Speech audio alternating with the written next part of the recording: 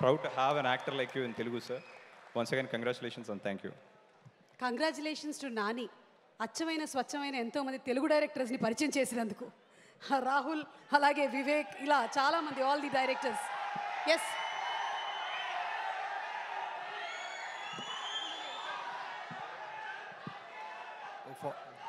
Title fix చేస్తారా? Okay okay. Prabhas గారితో సినిమాకి కంగ్రాచులేషన్స్ అండి. థ్యాంక్ యూ అండి, థ్యాంక్స్. ఒక్క నిమిషం అండి, ఒక్క నిమిషం. అసలే నాకు భయం, మీరు ఇంకా అరిస్తేనే ఇంకా భయం నాకు. అందరికీ నమస్కారం అండి. నాని కంగ్రాట్స్, 16 ఇయర్స్ రా. ఈ 16 ఇయర్స్లో నాని ఒక 2 జనరేషన్స్ కవర్ చేసాడు. ఆ 2 జనరేషన్స్కి వాళ్ళు ఎవరంటే వాళ్ళ గ్రేట్ మెమరీస్లో ఉండిపోయాడు చాలా మంచి మంచి సినిమాలతోటి. నేను రీసెంట్గా నానిని ఒక 2 వీక్స్ బ్యాక్ కలిసానండి. అప్పుడు ఫస్ట్ టైం నాని ఎంత సీరియస్ పర్సనో నాకు అప్పుడే అర్థమైంది. తను మాట చెప్పాడు, కోవిడ్ టైంలో అంట మనందరం వేరే వేరే రీజన్స్కి భయపడుతున్నాం కోవిడ్ టైంలో. నాని భయం ఏంటంటే తను అప్పటిదాకా చేసింది 20+ ఫిలిమ్సే అంట.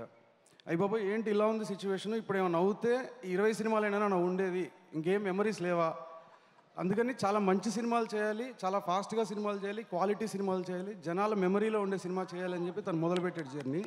మీరు చూస్తే పోస్ట్ కోవిడ్ అంటే ఆ ఫియర్ చూడండి దేని గురించి ఉందంటే ఓన్లీ సినిమా గురించి ఉంది, ఇంకా దేని గురించి లేదు తనకి. ఆ భయమే తను ఇక్కడ దాకా తీసుకొచ్చింది, ఇంకా చాలా దూరం తీసుకెళ్తుంది, చాలా ఎత్తుకు తీసుకెళ్తుంది. మీరు పోస్ట్ కోవిడ్ తర్వాత తను తీసిన 4 సినిమాలు చూస్తే మన శ్యామ్ సింగరాయ్ ఒకటి, అంటే సుందరానికి, దసరా అండ్ ఇప్పుడు సరిపోదా శనివారం, హాయ్ నాన్న, సారీ 5.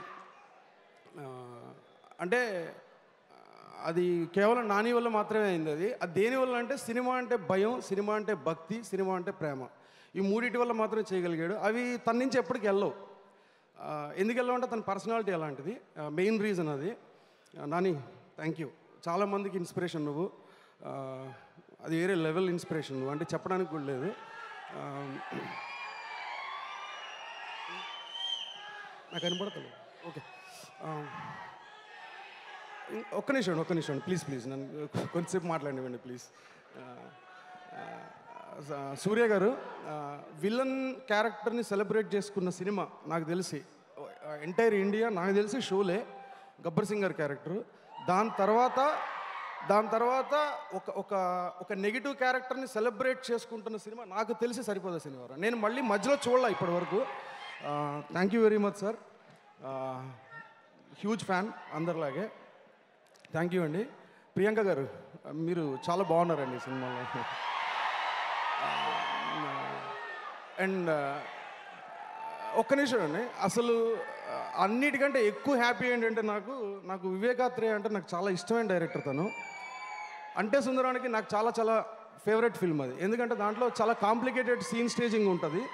అది ఎంత కన్విన్సింగ్గా అంటే ఒక మెచ్యూరిటీగా మాట్లాడాలంటే నాకు తెలిసి ఒక 40-50 సినిమాలు తీసిన ఒక డైరెక్టర్కి ఉన్నంత మెచ్యూరిటీతో హ్యాండిల్ చేశాడు ఆ షార్ట్స్ అన్నీ. వివేక్ ఎక్స్ట్రాడినరీ. నాకు ఒక 1 year బ్యాక్ క్రికెట్ మ్యాచ్ ఆడుతుంటే ఆ రోజు చెప్పాడు ఈ కథ ఆత్రేయ. నాకు చాలా చాలా హ్యాపీ అనిపించిందండి నిజంగా. అంటే complete genre shift, gear change చేసి మొదలుపెట్టాడు. Super Athreya, very happy for you. ఇందాకే ఎవరు వెంకట్ చెప్తున్నాడు తనకి అసలు ఒంట్లో బాగాలేదంట పాపం, లాస్ట్ డేస్ పోస్ట్ ప్రొడక్షన్ టైంలో బెడ్ మీద పడుకుని అక్కడి నుంచి కదలకుండా. అయినో ఆ టైంలో నాని ఎలా ఉంటాడో నాకు తెలుసు, డెఫినెట్గా రైట్ హ్యాండ్ లెఫ్ట్ హ్యాండ్ అన్ని తనే ఉంటాడు. Thank you, congrats to the entire team. ఇంకెవరన్నా మర్చిపోయింటే మాత్రం very sorry sir. Sorry background score particularly Nani release ముందరే చెప్పాడు ఎలా ఉంటుందో బ్యాక్గ్రౌండ్ స్కోర్ గురించి. తను ఏదైతే చెప్పాడో అదే డెలివరీ అయింది అక్కడ. విజయ్ గారు సూపర్ సార్ మీరు. థ్యాంక్ యూ అండి, thanks a lot. Thank you so much. Thank you Hanu గారు. అండ్ ఐ థింక్ నాని గారికి ఇది కూడా ఒక అచీవ్మెంటే, హను గారు ఇంతసేపు మాట్లాడడం అనేది. అండ్ ఇదంతా కోపం మీద నడుస్తుంది కాబట్టి సినిమా, మీకు ఏ విషయంలో కోపం వస్తుంది చెప్పండి శివ గారు. ఇప్పుడే 10 నిమిషాల క్రితం ట్రాఫిక్ మీద వచ్చింది కోపం. ట్రాఫిక్ మీద ఇక్కడి నుంచి ఇంతవరకు అది అందరికీ వస్తుంది, మీకు ఎక్కువసేపు స్టేజ్ మీద ఉంటుంది.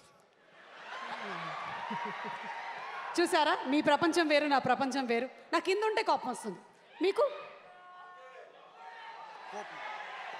కోపమా అంటే ఏంటి అంటారా?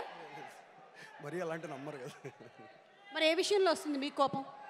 నిర్లక్ష్యం అంటే కోపం అండి. నేనైతే ఎవరిని నిర్లక్ష్యం చేయలేదు ఇక్కడ, నేను బాగా చూసుకున్నాను. నిర్లక్ష్యం అది కాదండి.